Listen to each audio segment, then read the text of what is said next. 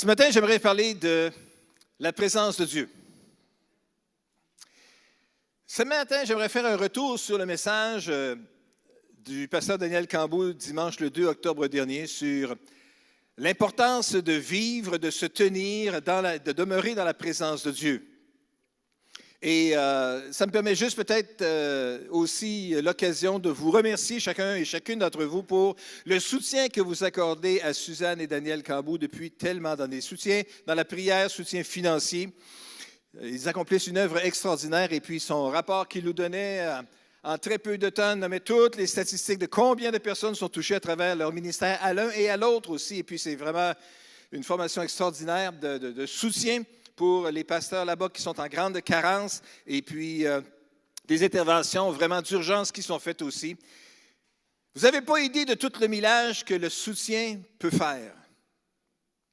Et il me disait encore on s'est reparlé un petit peu plus tard cette semaine à ce sujet-là et tout. Et puis, il me disait, remerciez encore une fois, Pasteur Paul, tous les frères et sœurs de l'Assemblée. Ils n'ont pas idée de toute la bénédiction que leur soutien leur procure. Alors, merci à chacun et chacune d'entre vous pour votre soutien. Et dans son message qu'il apportait donc il y a 2 semaines, il parlait de quand on fait face à nos Philistins. Vous vous souviendrez, c'était le titre de son message, les Philistins. Lorsqu'on fait face à nos Philistins, qui dans le fond étaient des obstacles ou des ennemis ou des attaques spirituelles, il mentionnait qu'on a besoin de se tenir dans la présence de Dieu. Dans la présence de Dieu. Bien, je sais qu'il n'y a pas eu bien vraiment le temps d'élaborer beaucoup plus sur ce que ça peut être la présence de Dieu, mais ça se tient autour de la prière, autour de la louange, autour de la communion avec Dieu, autour de l'intercession, de se confier en Dieu et de persévérer dans ces démarches que nous faisons. La question qu'on peut peut-être se poser ce matin, mais comment on fait ça dans la vraie vie de tous les jours? Par où on commence? Il y a un vieux prédicateur qui disait, je suis content que vous posiez la question, j'ai préparé des réponses pour vous. 3 vérités à retenir au niveau de la présence de Dieu. 3 vérités importantes. 1, 2, 3. Regardez votre voisin et dites 1, 2, 3. 1, 2, 3. Vous êtes capable de retenir 1, 2, 3? Vous allez être capable de retenir mes 1, 2, 3 aussi. Facile à retenir. Première vérité à retenir quand on pense à la présence de Dieu, Dieu est toujours de votre côté. Dieu est toujours de votre côté. Nous avons tous un grand désir de croire que Dieu, dans sa bonté, va nous aider à traverser n'importe quelle épreuve ou défi qu'on pourrait avoir à faire face. Et alors qu'il faisait face à de nouvelles troublantes, Jérémie, le prophète, amène une parole de l'Éternel qui vient rassurer et bénir encore le peuple de Dieu aujourd'hui, des centaines d'années plus tard, des milliers d'années plus tard.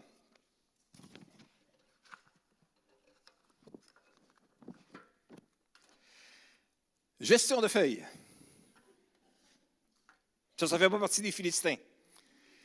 Jérémie, donc, apporte une parole de la part de l'Éternel qui vient rassurer et bénir le peuple de Dieu encore aujourd'hui. Dans Jérémie chapitre 29 et verset 11, nous voyons, « Car moi, je connais les projets que j'ai conçus en votre faveur, déclare l'Éternel. Ce sont des projets de paix et non de malheur, afin de vous assurer un avenir plein d'espérance. » Dieu a des projets pour nous, des projets de paix et non de malheur. Et nous sommes tous encouragés par un dirigeant qui va nous encourager à aller plus loin. On est tous bénis par quelqu'un qui croit qu'on peut faire le travail qui nous est demandé et qui nous accompagne en le faisant aussi, tout le long du chemin. Dieu est cette sorte de dirigeant-là. Dieu est cette sorte de patron spirituel, si on veut, de cette façon-là aussi, qui est prêt à croire qu'on est capable de le réaliser et qu'il sera avec nous tout le long du chemin et qu'il pourra nous aider. Dieu connaît l'avenir. Et ses plans pour nous sont bons, qu'il nous dit ici. Et ils sont remplis d'espérance. Alors, aussi longtemps que Dieu, qui connaît le futur, nous donne des instructions et vient avec nous dans l'accomplissement de sa mission, nous pouvons avoir un espoir qui est sans limite. Ça ne veut pas dire que nous serons épargnés de douleurs ou de souffrances ou de difficultés. Mais Dieu nous conduira à travers tout cela jusqu'à une fin glorieuse. Lorsque je connais les plans que j'ai conçus en votre faveur. Lorsque vous traversez une période difficile, c'est facile de glisser dans un mode de peur, dans un mode de crainte, en oubliant que Dieu est là. Les choses changent, soudainement deviennent plus ténébreuses, noires, difficiles, effrayantes, humides peut-être. On perd nos repères, on est désorienté. Mais la vérité, c'est que nos problèmes ne le prennent pas par surprise. Dieu peut nous conduire à les traverser. Chaque fois que les difficultés surgissent dans le domaine des finances ou dans le domaine de la santé relationnelle ou émotionnelle, n'oubliez jamais que Dieu est toujours de votre côté. Il est là, de votre bord. Car je connais les plans que j'ai conçus en votre faveur. C'est une parole qui vient de la part du trône de Dieu, qui vient de la part de l'Éternel et qui est adressée au peuple de Dieu qui est en captivité. Dieu n'avait pas oublié son peuple, même s'ils étaient en captivité à Babylone. Il planifiait de leur accorder un nouveau départ avec un nouvel objectif, les changer en un peuple nouveau. Et ça veut dire que nous, mes amis, lorsqu'on se retrouve peut-être dans des périodes de difficultés profondes et qu'il peut sembler que Dieu nous a oubliés, mais en réalité, Dieu pourrait bien nous préparer pour une nouvelle saison comme il l'a fait pour le peuple de Juda. Les préparer pour un nouveau départ où lui-même sera au centre de l'action. Les difficultés, les Philistins, ne veut pas dire que c'est la fin de toute chose. Ça ne veut pas dire que c'est la défaite. Et même si la bataille peut sembler longue, peut-être trop longue pour ce qu'on aurait voulu, ce qu'on aurait souhaité, Dieu, dans le milieu de tout cela, peut opérer une transformation, un changement à l'intérieur de nos cœurs comme il l'a fait pour son peuple.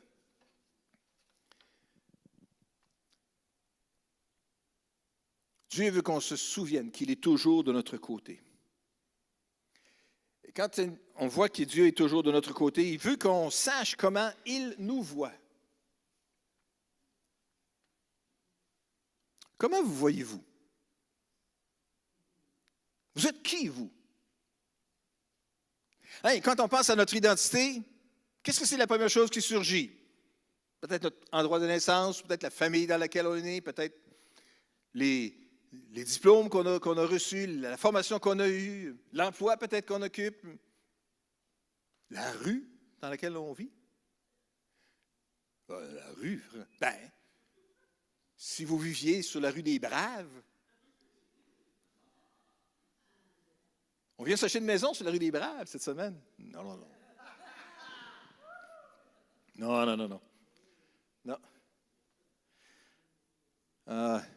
Je veux juste demeurer dans la rue des Fidèles, dans la Cité Céleste. Ça va être la meilleure rue pour nous autres, ça. Hein?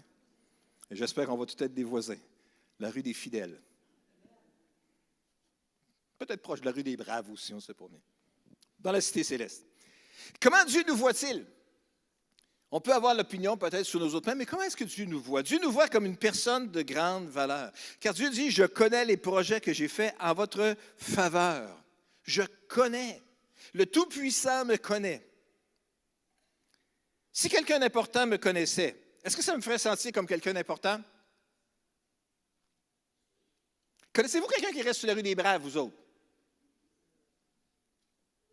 Ça met les gens de la Haute-Ville sur le spot, hein, peut-être. Je ne devrais peut-être pas faire ça. Mais je sais qu'il y a eu un résident célèbre à l'époque qui demeurait sur la rue des Braves, M. Parizeau, Jacques Parizeau, quand il était premier ministre du Québec. Il y a eu une période où est-ce qu'on avait une résidence officielle du premier ministre avant qu'elle déménage dans l'appartement en haut de la tour Price. Là, voilà, c'est ça. Toujours est-il que si un jour j'avais eu à croiser M. Parizeau sur la rue, pas sûr qu'il m'aurait dit « Salut Paul, comment ça va? Comment va Christine et les enfants? » Non. Wow, j'aurais pu dire peut-être M. Bourassa, peut-être j'aurais pu dire, en tout cas, trouver un autre quelqu'un, ou quelqu'un d'autre qu'un homme politique, une grande personnalité. Joe Sakic. Si Joe Sakic vous dirait, « Hey, salut Richard, comment ça va? » Hein? Non. Mais si jamais ça arrivait, ou j'aurais pu dire Jean Béliveau, j'aurais pu dire, hey, comment ça s'appelle l'ancien, tu sais, l'ancien arbitre, là, Gary Fraser. Si Gary Fraser disait, vous disait, puis comment ça va? Vous lui diriez quoi? Hey, le but d'Alain Côté, il était bon, hein? Le bon début, c'est ça. Si vous ne comprenez pas ce que je viens de dire, vous demandez à quelqu'un qui vivait à Québec il y a 20 ans, dans le temps des Nordiques, et la grande bataille contre le Canadien de Montréal, et puis vous comprendrez l'histoire de Gary Fraser et du but d'Alain Côté.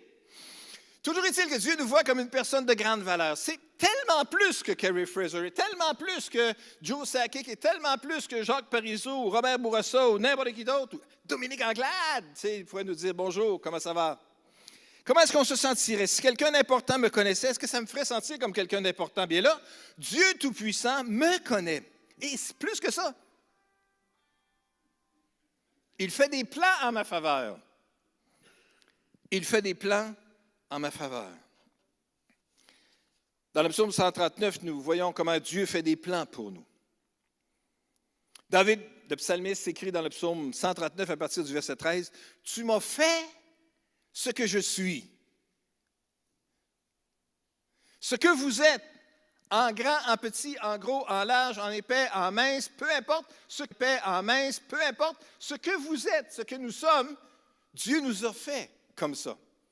Pas juste à l'extérieur, mais à l'intérieur, dans la configuration que nous sommes. Avec un manque total peut-être d'empathie ou de sympathie. Ou peut-être avec une extrême empathie développée aussi. On est tout le temps en train de pleurer pour quelqu'un qui souffre à quelque part. Ou de l'autre côté, on pleure jamais pour les tragédies épouvantables qui peuvent se produire. Quelle que soit la configuration intérieure ou extérieure, David dit, « Dieu, tu m'as fait ce que je suis et tu m'as tissé dans le ventre de ma mère. » À quel point il me connaît.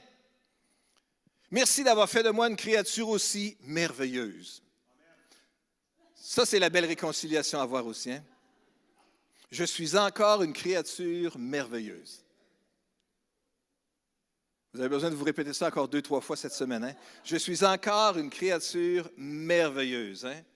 Merci d'avoir fait de moi une créature aussi merveilleuse. Tu fais des merveilles, je le reconnais bien. Verset 15. « Mon corps n'était pas caché à tes yeux, quand dans le secret je fus façonné et tissé, comme dans les profondeurs de la terre. Même je n'étais encore qu'une masse informe, mais tu me voyais. Et dans ton registre se trouvaient déjà inscrits tous les jours qui m'étaient destinés avant qu'aucun d'eux n'existait encore. » Quand j'étais encore qu'une masse informe, hein, un tout petit quelque chose dans le ventre de ma mère, là. Déjà tu me voyais. Et déjà se trouvait inscrit tous les jours que tu m'avais destiné.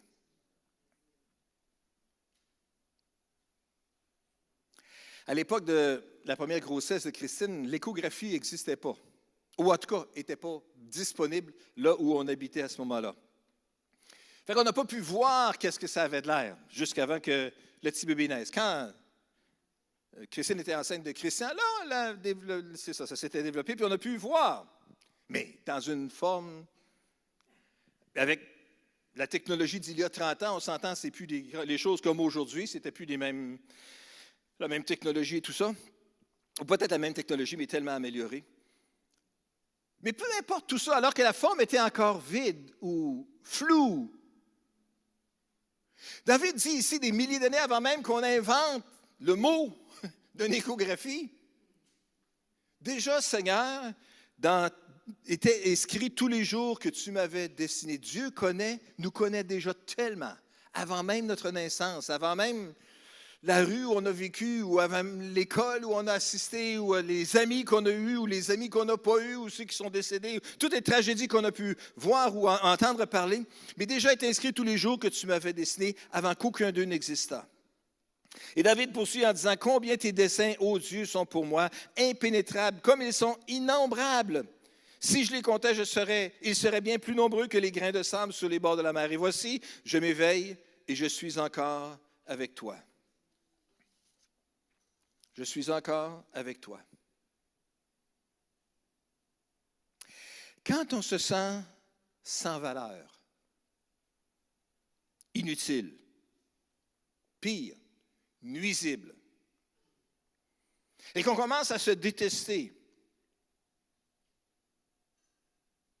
souvenons-nous que l'Esprit de Dieu est tout prêt et disponible pour agir en nous.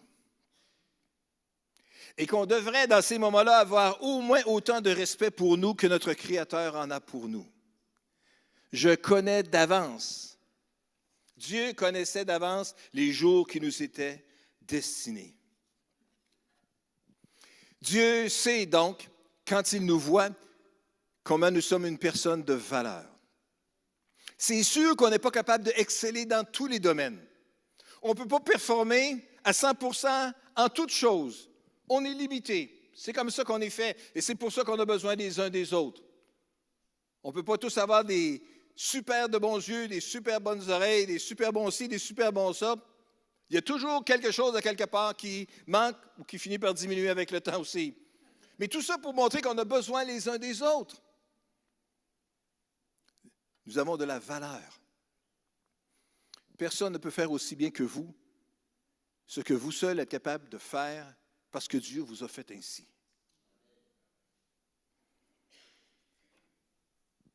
Je ne suis pas utile. Je n'ai pas des grandes paroles. Quand une personne est dans la souffrance terriblement, ce qu'elle a besoin, ce n'est pas tant des si grandes paroles éloquentes qu'une larme qui coule sur la joue de la personne qui est devant elle. De sentir que quelqu'un d'autre porte avec elle cette souffrance-là. Les plus grands talents ne sont pas toujours ceux que nous pourrions estimer être les plus grands talents. Nous sommes une personne de valeur. Mais deuxièmement, nous sommes une personne, comment Dieu nous voit, nous sommes aussi une personne que Dieu veut aider et que Dieu peut secourir. Je connais les plans que j'ai pour vous, des plans de paix et non de malheur, pour vous donner un avenir plein d'espérance. Selon le sage plan de Dieu, son peuple devait avoir de l'espérance et un avenir, même s'il était en captivité à ce moment-là. Il pouvait faire appel à lui en toute confiance.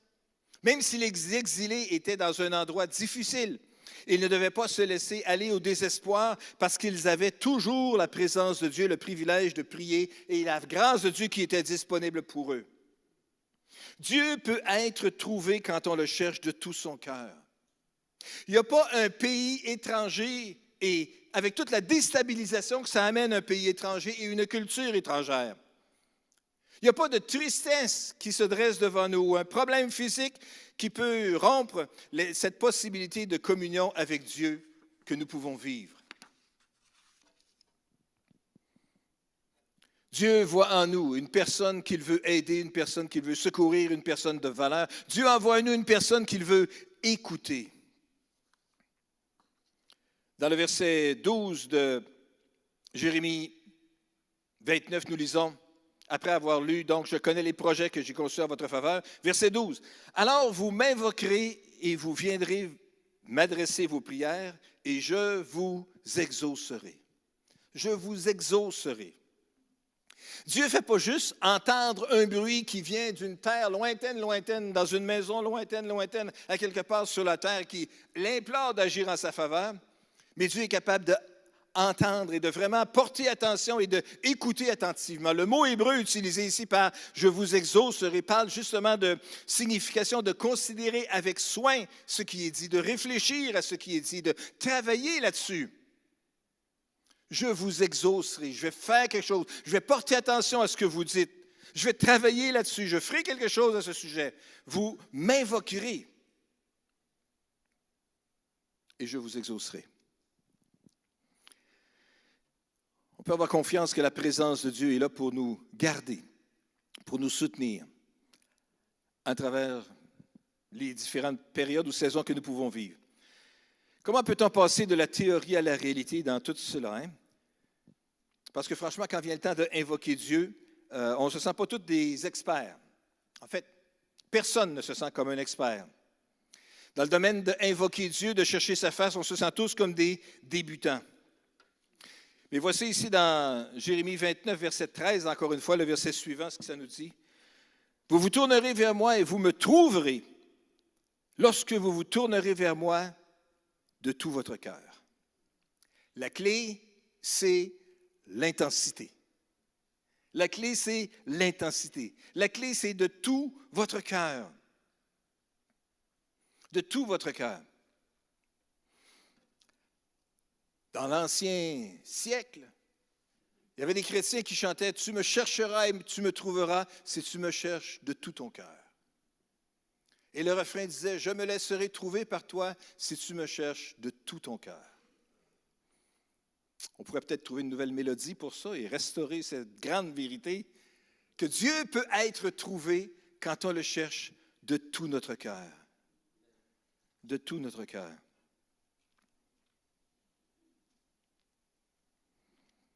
Vous me chercherez et vous me trouverez.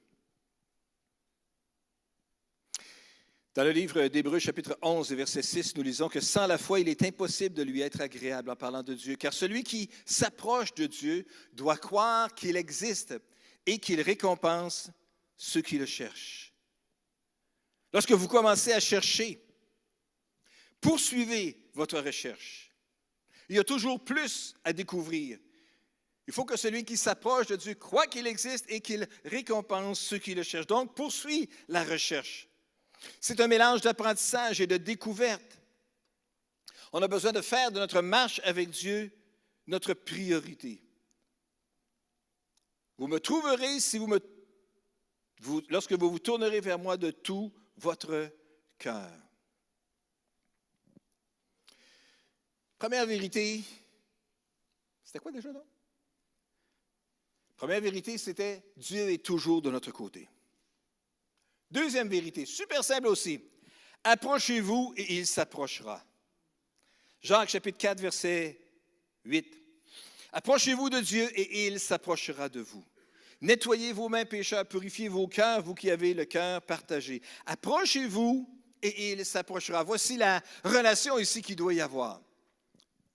Vous me trouverez si vous me cherchez de tout votre cœur. On pourra trouver la réalité et bénéficier de la présence de Dieu lorsqu'on va vouloir s'approcher de lui de tout notre cœur. Encore une fois, dans Hébreux chapitre 4 et verset 16, nous lisons « Approchons-nous donc du trône du Dieu de grâce avec une pleine assurance.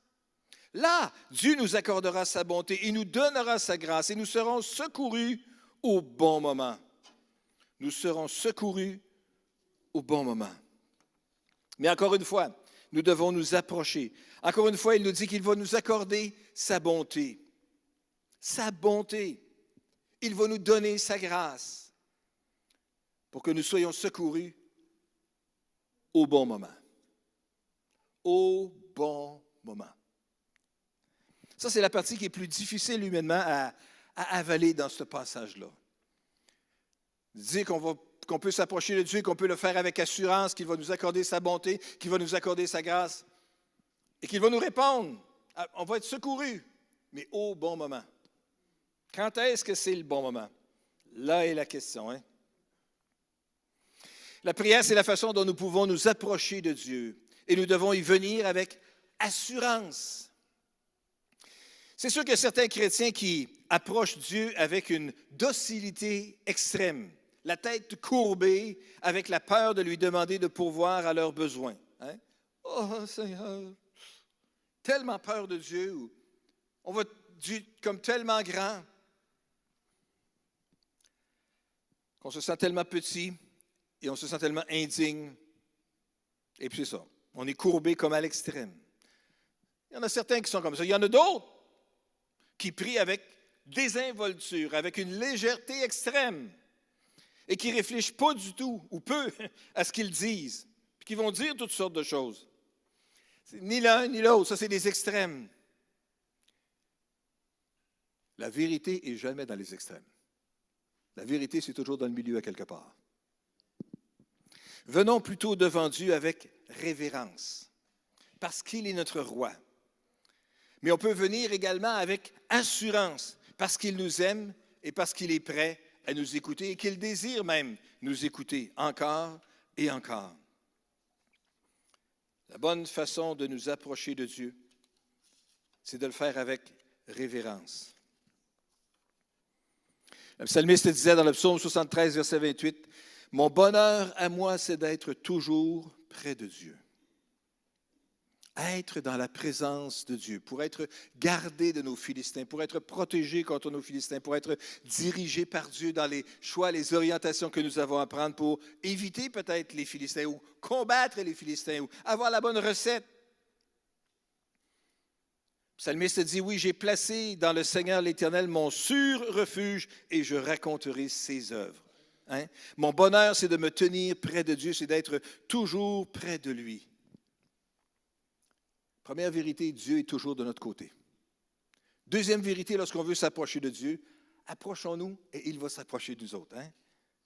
La troisième vérité maintenant à retenir, c'est que la présence de Dieu va nous fortifier, va nous revigorer. Dans 2 Timothée, chapitre 2 et verset 1, Paul écrit à Timothée, il lui dit, « Toi donc, mon enfant, puise tes forces dans la grâce qui nous est accordée dans l'union avec Jésus-Christ. » Puise tes forces. C'est-à-dire que les forces peuvent être puisées à quelque part. On peut trouver de la force à quelque part. Et où est-ce qu'on va trouver de la force selon l'instruction que Paul donne à Timothée ici? Oui, c'est « Puise tes forces dans la grâce qui nous est accordée dans l'union avec Jésus-Christ. » C'est quand on est dans l'union, c'est quand on est dans la présence de Dieu que les forces vont revenir. Ce qui nous rappelle l'autre passage célèbre dans Ésaïe, chapitre 40, verset 31. « Ceux qui comptent sur l'Éternel ou qui s'appuient sur l'Éternel renouvellent leur force. » Amen. Ils prennent leur envol comme de jeunes aigles. Sans se lasser, ils courent, ils marchent en avant et ne s'épuisent pas.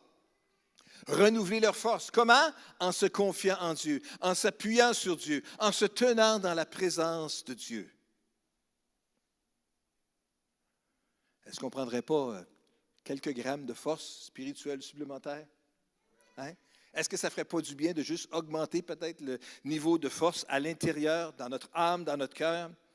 Est-ce qu'on pourrait peut-être, à l'image des jeunes aigles, ici, continuer à avancer sans se lasser, sans se tanner? Ils marchent en avant et ne s'épuisent pas sans s'épuiser. Savez-vous, même les gens forts, les gens les plus forts, finissent par se fatiguer. Il y a quelques années, il y avait un concours de l'homme le plus fort du Canada ou quelque chose comme ça. C'était Hugo Girard, le célèbre policier de Gatineau à l'époque qui faisait ça. Maintenant, il fait des annonces pour BMR. Non, mais je ne suis pas au courant de sa carrière professionnelle et artistique et tout ça, mais je sais qu'il y a eu une époque où il était l'homme le plus fort. Je ne me rappelle pas si c'était l'homme le plus fort de l'Outaouais ou du Québec ou du Canada ou du monde. Du monde. Vrai, vrai, là. Du monde. Ouais. Hey, quand même. C'est parce que je n'étais pas dans la compétition contre lui que... Non, je n'ai pas cette ambition-là, puis je n'ai pas le tour de bras que ça prendrait pour ça. Mon tour de cuisse n'est même pas égal à son tour de biceps, j'imagine. Là, ça fait que, non, ça ne marcherait pas. Mais même les gens les plus forts, même les Hugo Girard, finissent par se fatiguer, finissent par faiblir. Mais la puissance et la force de Dieu ne diminuent jamais. Et alors qu'on chantait et qu'on louait Dieu ce matin, c'était ça encore qui revenait encore et encore. Hein? Comment Dieu est éternel et comment sa puissance et sa force ne diminuent jamais. Il n'est jamais trop fatigué, il n'est jamais trop occupé pour nous écouter et pour nous aider. Dieu est disponible, Dieu est amour et Dieu nous accueille dans son amour. Et Dieu peut déverser sa force et sa grâce en nous. C'est sa force qui est la source de notre force. Alors lorsque vous ressentez que la vie vous écrase et que vous ne pouvez plus avancer, allez plus loin. Et souvenez-vous que vous pouvez faire appel à Dieu pour renouveler vos forces et il le fera. Dans le psaume 91, nous lisons encore une fois, puis est-ce que je pourrais inviter les musiciens à revenir, s'il vous plaît? On va juste prendre un temps dans la présence de Dieu ce matin et laisser le Seigneur bénir et toucher nos cœurs après ce message de ce matin pour qu'on puisse être fortifiés dans notre être intérieur. Psaume 91, verset 1, nous lisons « Celui qui s'abrite tout près du Très-Haut repose à l'ombre du Tout-Puissant. » s'abriter. On s'abrite quand est-ce? Quand on a besoin d'un abri. On a besoin d'un abri quand est-ce? Quand il vente fort, quand ça tombe fort, neige, grêle, pluie, peu importe. Quand il y a quelque chose qui nous tombe dessus, on a besoin d'un abri. Dans la vie, quand il y a quelque chose qui nous tombe dessus, on a besoin d'un abri. Et le psalmiste dit ici, dans cette époque-là, il y avait aussi des choses qui tombaient dans la vie de tous les jours, qui sont complètement différentes peut-être que celles qui vous tombent dessus actuellement. Mais la recette est encore la même. Celui qui va s'abriter tout près du Très-Haut repose en lieu sûr. Il y a du repos, de la force qui revient, le calme qui s'installe à l'ombre du Tout-Puissant. Le psalmiste poursuit en disant, « Je dis, Éternel, tu es mon refuge et ma forteresse. Oui, tu es mon Dieu en qui j'ai confiance. » Mon Dieu en qui j'ai confiance. C'est dans la présence de Dieu que se trouve le repos. Un autre chant qu'on chantait à l'époque aussi, c'est dans la présence de Dieu que se trouve la paix, que se trouve la guérison, que se trouve la joie. Dans la présence de Dieu. Hein? Jérémie disait, vous vous tournerez vers moi et vous me trouverez lorsque vous vous tournerez vers moi de tout votre cœur. Alors que nous avons à faire face à nos Philistins, à nos difficultés, à nos troubles, à nos souffrances, à nos impossibilités qui peuvent se présenter devant nous. Tenons-nous dans la présence de Dieu. Venons dans la présence de Dieu. Approchons-nous de Dieu et il s'approchera de nous. Hein? Et laissons Dieu toucher notre cœur et faire du bien à notre cœur et à notre âme. Vous me trouverez lorsque vous vous tournerez vers moi de tout votre cœur. Avec le passage des jours, des semaines, des mois et des années, il est bien possible, en fait, il est certain que la fatigue va s'installer. C'est vrai dans le monde naturel, c'est vrai dans le monde spirituel, c'est vrai dans notre vie avec Dieu. Oui, la fatigue peut s'installer. La routine peut finir par peser lourd. La vérité, c'est que chacun d'entre nous, nous avons besoin de forces renouvelées. Et pour rester actif, pour rester sur le piton, pour rester full énergisé, comme on pourrait dire, ça se trouve dans la présence de Dieu. Celui qui s'abrite tout près du Très-Haut repose à l'ombre du Tout-Puissant. Prions ensemble. Seigneur, je te remercie ce matin pour ce que tu veux nous dire à chacun d'entre nous aujourd'hui, à l'égard de ta force, à l'égard de la constance de ta force, de la disponibilité de ta force pour chacun d'entre nous. Seigneur, on a besoin de ta force, on a besoin d'être rafraîchis dans notre cœur et dans notre âme. On a besoin dans nos âmes, fatiguées peut-être, épuisées, blessées, souffrantes, d'expérimenter la guérison, le repos auprès de toi. Et Seigneur, nous comprenons à travers ta parole aujourd'hui que le repos, que la force se trouve alors que nous sommes dans ta présence. Alors ce matin, Seigneur, on veut juste prendre du temps dans ta présence, te laisser parler à nos cœurs. Viens toucher nos cœurs, viens toucher nos âmes, viens toucher nos esprits ce matin, Seigneur.